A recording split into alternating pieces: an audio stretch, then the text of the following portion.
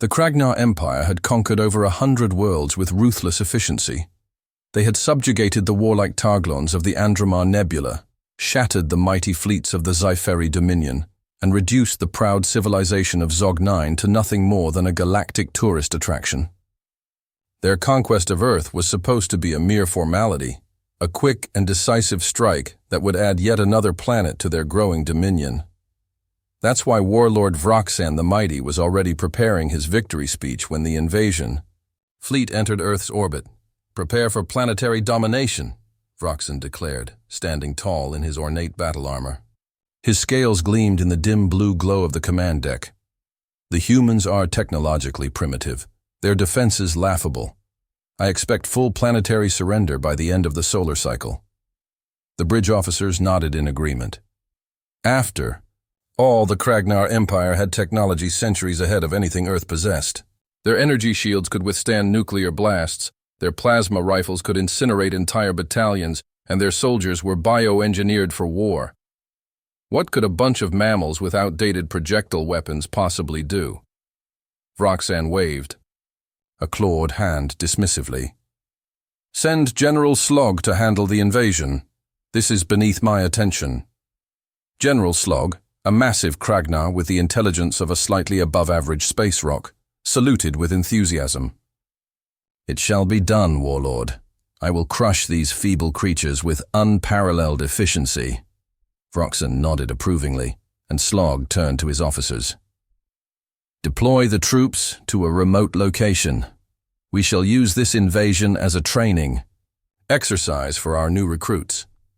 A younger officer hesitated. "Sir, should we not target one of their major population centers? Their Washington, D.C., or perhaps New York City?" Slog scoffed. "Ha! That is what they would expect. No, we shall strike where they least suspect it. An unguarded, isolated region where they will have no hope of resistance." He pointed at a random spot on the holographic map. "Here." A second officer frowned, tilting his head. "Sir, that is Alaska." Slog clapped his claws together. "Perfect. No major cities, no military bases of significance. We shall take it without a fight." With that, the fleet descended into the Alaskan tundra, completely unaware that they had just made the worst decision in the history of intergalactic warfare. The first wave of Kragnar scout troops touched down. On the frozen ground, their sleek silver dropships hissing as they released the heavily armored reptilian warriors onto the icy terrain. The wind howled. One Kragnar trooper stepped forward confidently. "The air is breathable.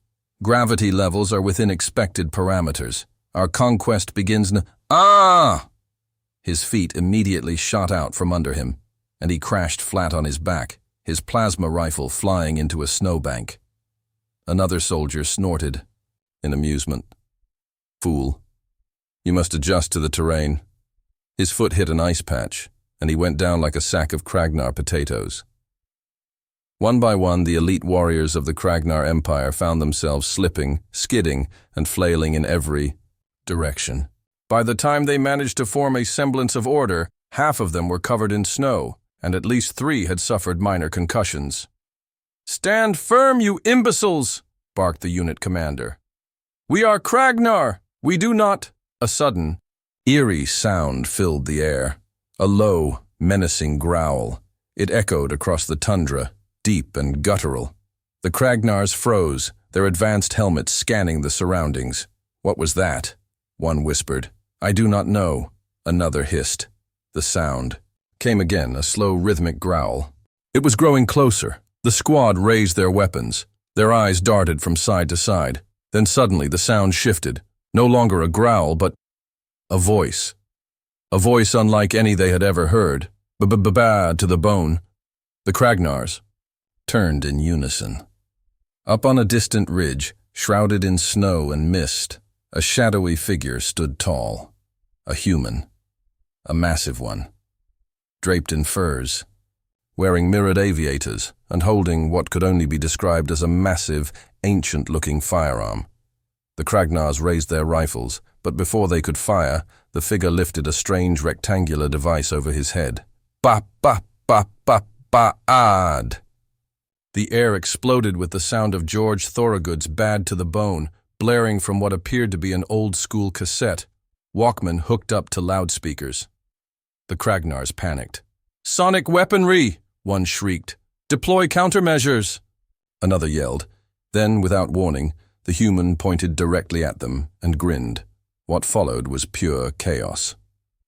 One Kragnar soldier stepped forward, his rifle trembling in his hands. "We do not fear you, primitive mammal. We whack!" A spring-loaded shovel, hidden beneath the snow, snapped up and slapped him across the face, sending him tumbling into a heap. The squad barely had time to react before the next disaster struck, i.e.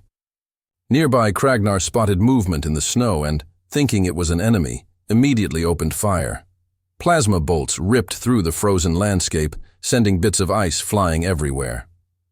When the smoke cleared, all they had hit was an old, rusted beer can. The ridge above erupted with laughter, guttural, unhinged, human laughter. Sergeant Jack, Big Mac McAllister, wiped a tear from his eye as he lowered his binoculars. "Holy hell, boys, they're dumber than I thought." Corporal Jenkins, a man who had spent far too much time in government conspiracy forums, shook his head in disbelief. I told y'all they were coming, and look at them. They don't even know how to walk on ice." Sarge Grizzly Thompson grinned. He had spent the last 30 years preparing for an alien invasion that everyone said would never happen. Now, as he sipped from a flask labeled emergency whiskey, he felt vindicated. McAllister slung his rifle over his shoulder and cracked his knuckles. "All right, boys, let's introduce these lizard fellas to some good old-fashioned American hospitality." Jenkins smirked. "You mean shooting them?" "Nah." McAllister's grin widened. "That comes later. First, we're gonna have some fun." Back in the Kragnar landing zone, General Slog watched the unfolding chaos on his tactical display. His elite soldiers were slipping, tripping, and firing wildly at ghosts. Their armor was covered in frost, their morale was crumbling, and worst of all, somewhere in the snow, there were humans laughing at them. Slog scowled. "I do not understand. How can they be resisting us? They are primitives." His officer hesitated. "Sir, I think we may have made an error in judgment." Slog glared at him. "Nonsense! We are the Kragnar Empire. We cannot lose." Just then, an alarm blared. "General," another officer stammered. "The enemy. They've just released something into our camp." Slog narrowed his eyes. "What? The—" Officer gulped. "Raccoons, sir. A lot of them." Slog stared. The sound of panicked screaming filled the command center. Slog clenched his fists. "By the gods, what is this cursed planet?" The Kragnar had prepared for many things: nuclear retaliation, biochemical warfare, even the possibility of Earth deploying some hidden superweapon. But they had not, in their most terrifying simulations, accounted for raccoons. Chaos erupted. In the Kragnar encampment, as a dozen of the masked bandits tore through their supplies, knocking over equipment, chewing on power cables, and rummaging through their ration packs with gleeful malice. One unfortunate Kragnar, still recovering from slipping on ice, turned just in time to see a raccoon leap from a supply crate onto his face. His screams echoed through the frozen night as he flailed, the raccoon clinging on like a fuzzy, hissing facehugger. "By the gods, shoot it!" another soldier shouted.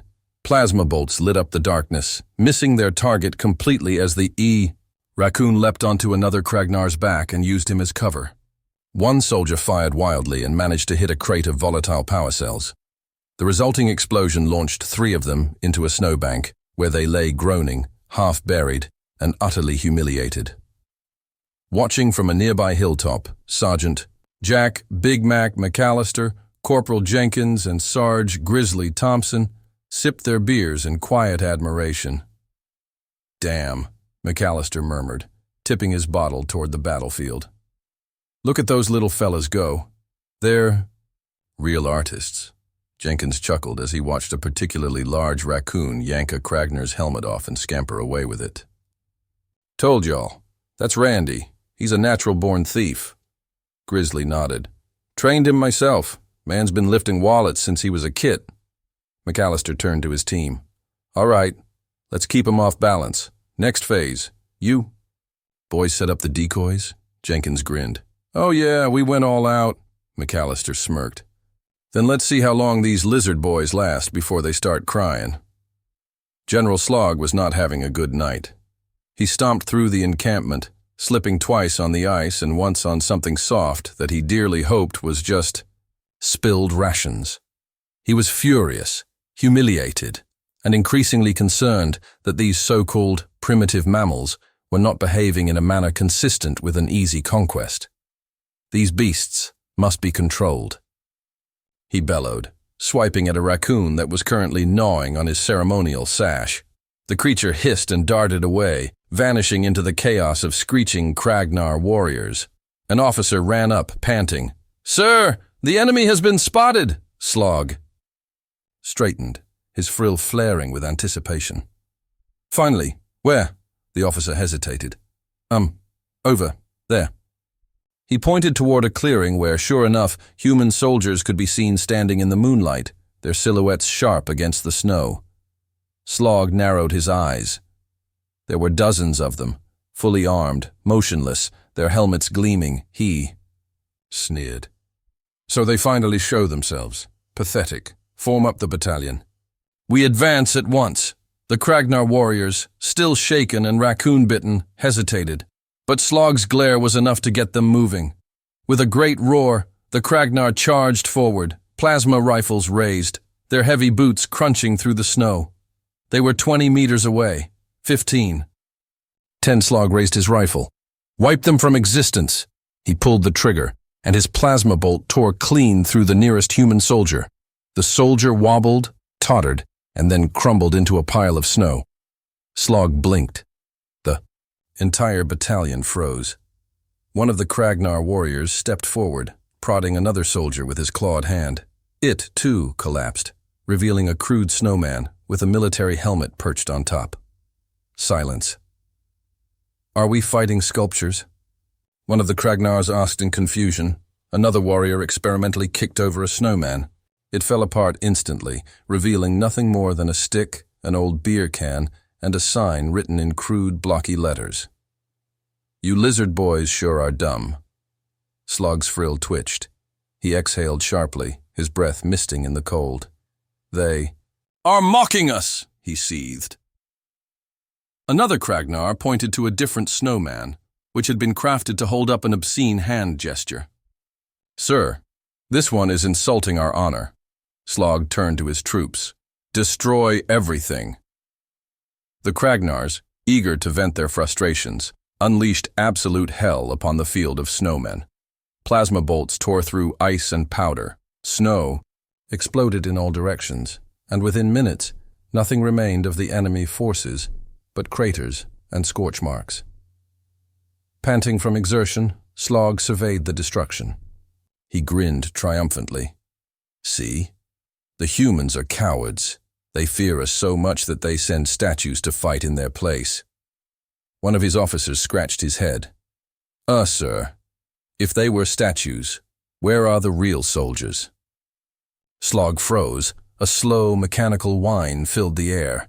From the top of a nearby hill, 2 headlights flickered to life, then another, and another. A dozen battered ancient snowmobiles roared to life all at once. Atop them sat humans, grinning, bundled, in thick coats, helmets strapped down, and holding all manner of firearms. A loudspeaker crackled. Then, unmistakably, Sweet Home Alabama began blaring through the night. Slog barely had time to react before the first snowmobile launched down the E. Hill at full speed.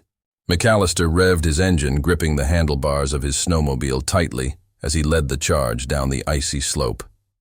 This is the dumbest plan we've ever come up with, Jenkins shouted over the roar of the engines.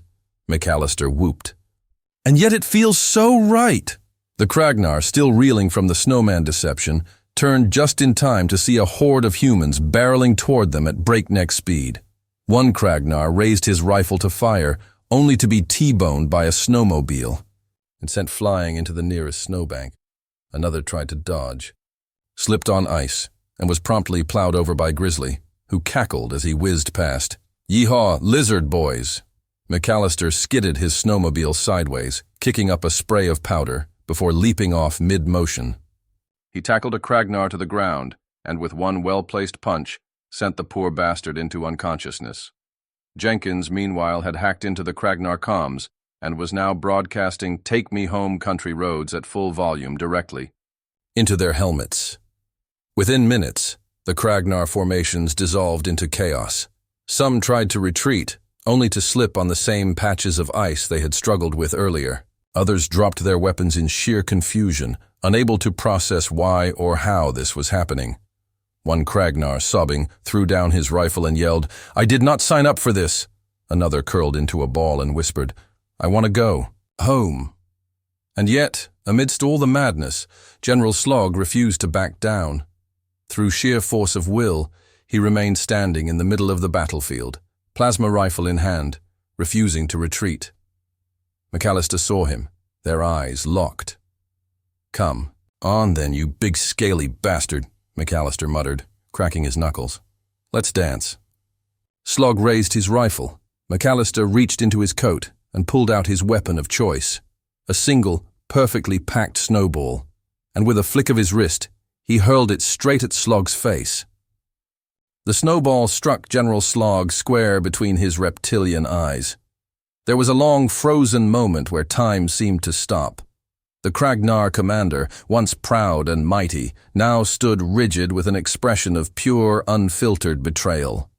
Then, like a toppled statue, he collapsed backward into the snow. For a second, silence fell over the battlefield. Then, all at once, the Kragnar battalion broke.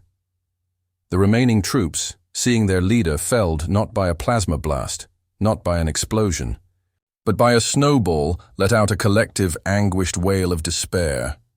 The once feared warriors of the Kragnar Empire turned and fled in all directions, slipping, sliding, and screaming as they abandoned their weapons and dignity alike. McAllister dusted his gloves off, adjusting his aviator sunglasses against the moonlight. Hell of an arm, if I do say so myself. Grizzly let out a belly laugh, planting his boot on a fallen Kragnar. "Boy, you just took out an intergalactic warlord with a snowball. You are a goddamn legend." Jenkins, still hacking into the Kragnar communication network, cackled. "Y'all gotta hear this. Their comms are losing it. This one guy's hyperventilating, saying Earth is cursed. Another's screaming about ghost bears. Oh man, one of 'em's just praying for a fast death." McAllister grinned, looking around at the pure disaster they had created. "All right, boys, time for Phase 3. Grizzly cracked his knuckles. "That would be—" McAllister smirked. "We're gonna capture us a spaceship." Jenkins nearly choked on his flask. "You want to do what?" McAllister gestured toward the Kragnar landing zone in the distance, where several sleek silver dropships still sat waiting. "That's our ticket to turning this whole invasion into the single dumbest military disaster in history." Grizzly stroked his beard. "Hell, I like dumb military disasters." Jenkins groaned but was already pulling a laptop out of his backpack. "Fine, but don't blame me when I end up on an intergalactic watch list." They moved fast, collecting what little gear they needed, and leaving behind the battlefield littered with unconscious Kragnar warriors, abandoned plasma rifles, and the occasional raccoon still gnawing on an alien boot. By the time they reached the outskirts of the landing zone, Jenkins had already hacked into the Kragnar frequency. He grinned. "Boys, I got their ship access codes. Want to hear something real funny? These dumbasses didn't even encrypt them properly. They used the same password for everything." Grizzly scoffed. "Let me guess. Kragnar 123? Jenkins cackled. "Kragnar 1234. McAllister shook his head in disbelief. "Unreal." They crouched behind a snowdrift, surveying the landing zone. There was still a handful of Kragnar soldiers patrolling, clearly the ones who hadn't yet realized how royally screwed their invasion had become. McAllister nodded toward a nearby Kragnar dropship. "That one? Big enough for us to take off, small enough to keep under the main fleet's radar." Grizzly raised an eyebrow. And how exactly are we sneaking past the guards? McAllister grinned and pointed at a nearby cargo crate labeled, "Human cultural artifacts, do not touch." 5 minutes later, a Kragnar officer patrolling the perimeter squinted at a suspicious sight. A large, wobbling cardboard box was moving across the landing zone. The officer blinked. What is that?" A nearby soldier scratched his head. "I believe it is a human cultural phenomenon. I have seen their films. I believe it is called a stealth mission." The officer frowned. "Should we shoot it?" The second Kragnar hesitated. I don't know. It might be a trap. The humans are very tricky." As the two debated, the box continued its slow, wobbly advance toward the dropship. The first officer finally sighed. "I do not have time for this." He marched toward the box and yanked it up, only to be immediately tackled by McAllister, who delivered a right hook that sent the poor lizard sprawling. The second Kragnar turned to run, but was immediately clotheslined by Grizzly, who tackled him into the snow like a professional wrestler. Jenkins leaned against the ship's ramp, sipping from his flask. They never learn. With the guards mostly incapacitated, one was still twitching in the snow. They wasted no time getting into the dropship. Jenkins slapped a handheld device onto the console, the screen flashing with alien text as he worked. His magic. McAllister strapped into the pilot's seat. "You sure you can fly this thing?" Jenkins didn't even look up from his laptop. "I watched like 4 YouTube tutorials on alien spacecraft. We got this." Grizzly raised an eyebrow. "And if we don't?" Jenkins sighed. "Then we die hilariously." McAllister flicked a few switches, and the ship rumbled to life. The console lit up, alien symbols scrolling across the screen. He squinted at the controls, trying to decipher their function. Then he shrugged and hit the biggest button. The ship lurched upward, nearly tipping sideways before McAllister grabbed the stick and leveled it out. "Woo! Okay, I got it!" Below them, the remaining Kragnar soldiers finally realized what was happening. One pointed frantically. "They're stealing our ship!" Another screamed. "Stop them!" A hail of plasma fire erupted around them, but by then, the dropship was already accelerating toward the sky. The Kragnar grew smaller and smaller below them, their panicked, shouting barely audible over the ship's roaring engines. Grizzly whooped. "We're airborne, baby!" Jenkins glanced at his screen. "All right, so, funny story. I may have accidentally triggered a distress signal when I bypassed the ship's firewall." McAllister frowned. "That does sound funny. What's the bad news?" Jenkins gulped. "The Kragnar mothership just locked onto us." McAllister gripped the controls. "All right, we can figure this out. How long do we have?" Jenkins checked the scanner. They're already here." The ship shuddered as a massive shadow loomed overhead. The Kragnar dreadnought, a towering fortress of steel and firepower, hovered above them, its cannons glowing ominously. A deep, booming voice echoed through their comms. "Human scum, you have one chance to surrender. Drop your weapons, land your ship, and prepare to be subjugated." McAllister cracked his neck. "Yeah, that's not happening." Jenkins smirked. "Got a plan?" McAllister's grin widened. "Oh yeah." He reached for the comms. "This is Sergeant McAllister of Earth." He leaned forward. "And I have a very important question for y'all up there." The Kragnar fleet commander sneered. "Speak your final words, human." McAllister chuckled. "You ever heard of a little thing called hacked orbital cannons?" Silence. Then, very faintly, from deep within the dreadnought's systems, John Denver's Take Me Home Country Roads began playing. Jenkins' eyes widened. "Wait, you hacked their—" The Kragnar fleet suddenly realized their own ship's weapon systems had been recalibrated. By the time they figured out what was happening, it was too late. McAllister leaned back, beer in hand, as the Kragnar fleet accidentally fired on itself. "Gentlemen," he said with a smirk, watching the explosions bloom across the sky, "I do believe we just won ourselves a war." The Kragnar fleet had faced many adversaries in their time. Entire civilizations had crumbled before their plasma cannons. Entire species had been reduced to mere footnotes in history. But never, in all their millennia of conquest, had they been defeated by their own weapons. And certainly not because of a bunch of snow-covered lunatics blaring John Denver over a hacked comm system. Yet here they were. The Kragnar dreadnought. The pride of their empire was currently unloading a full barrage of orbital fire, not onto the humans, but onto its own fleet. McAllister kicked back in the pilot's chair, beer in one hand, joystick in the other, watching the chaos unfold through the view screen. "Boys, I think we just made history." Grizzly let out a deep belly laugh. "Damn straight. You reckon they'll put this in the textbooks?" Jenkins, still furiously typing on his laptop, shook his head in disbelief. "I can't believe. This is working. Like, actually working." Outside, the Kragnar ships panicked, trying to break formation. But it was too late. One of their battle cruisers took a direct hit from a plasma torpedo from their own mothership and spiraled out of control, colliding with another vessel. Secondary explosions ripped through the fleet.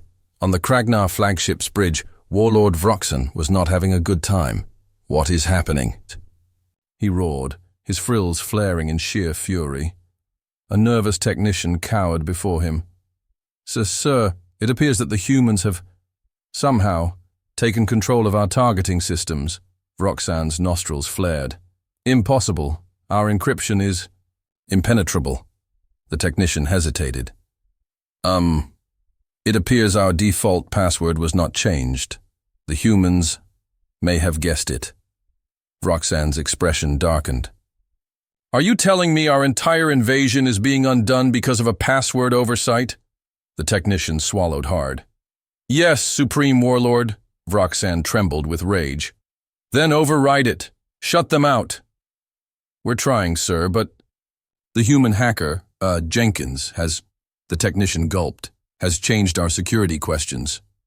Vroxen blinked. "Change them to what?" The technician winced. "The security question now asks, what's the best flavor of beef jerky? And the answer is, classified. Silence. A long, painful silence." Vroxen's eye twitched. "We have been defeated by snacks." Before the technician could answer, another alarm blared. The ship rocked violently as another explosion erupted from the hangar bay. The Kragnar fleet was in full disarray, their own weapons turning against them, their formations crumbling. Back on the stolen Kragnar dropship, McAllister grinned. "All right, boys, time to put the cherry on top." Jenkins smirked. "You thinking?" "What I'm thinking!" McAllister cracked his knuckles. "Hell yeah!" "Let's hit 'em where it hurts." Jenkins tapped a few more keys. "Okay, so I just rerouted their emergency distress beacon to send a formal surrender notice to the entire galactic community." Grizzly's eyes widened. "Wait, you made them surrender to the whole damn universe?" Jenkins cackled. "I even made it official. Signed, sealed, and delivered. Every major spacefaring race just got a message saying the Kragnar Empire formally surrenders to Alaska." McAllister wiped a fake tear from his eye. "I am so damn proud of us." Just then, the comms crackled to life. Vroxen's voice, now shaking with barely contained fury, echoed through the ship. "Humans, you have humiliated us beyond imagination." His voice trembled with rage, but there was also undeniable defeat in his tone. McAllister took another sip of his beer before responding. Don't be like that, big guy. Y'all came here looking for a fight, and hey, you got one," Vroxen growled. You are insane. No species should fight like this. It is illogical. It is chaotic. You use raccoons as weapons. You send snowmen into battle. You use music as a form of psychological warfare. No one in the galaxy fights like this." McAllister grinned. "Well, partner, I hate to break it to you, but that's just how we do things down here." There was a long pause. Then, in the most reluctant, exhausted voice imaginable, Vroxen muttered, "I want to go home." McAllister smirked. Then pack your bags, scales for brains, 'cause Earth ain't on the menu today. Vroxen exhaled, his once mighty presence now reduced to a grumbling, defeated husk. Fine, we surrender. Just let us leave. McAllister leaned back. All right, but on one condition, Vroxen growled. What now? McAllister's grin widened. You? Gotta say it. Silence. Then finally, Vroxen let out the most miserable, soul-crushed sigh in intergalactic history. Earth is undefeated. Earth is unconquerable. Earth is the worst planet in the galaxy. McAllister beamed. Damn right. The Kragnar fleet, what little of it remained, limped out of Earth's orbit with their tails between their legs. Back on the surface, celebrations erupted as the humans cheered their absurd yet total victory. News spread fast. Reporters scrambled to cover the ridiculousness of what had just transpired. By morning, headlines read, "Alien invaders defeated by snowmobiles, beer, and American stubbornness."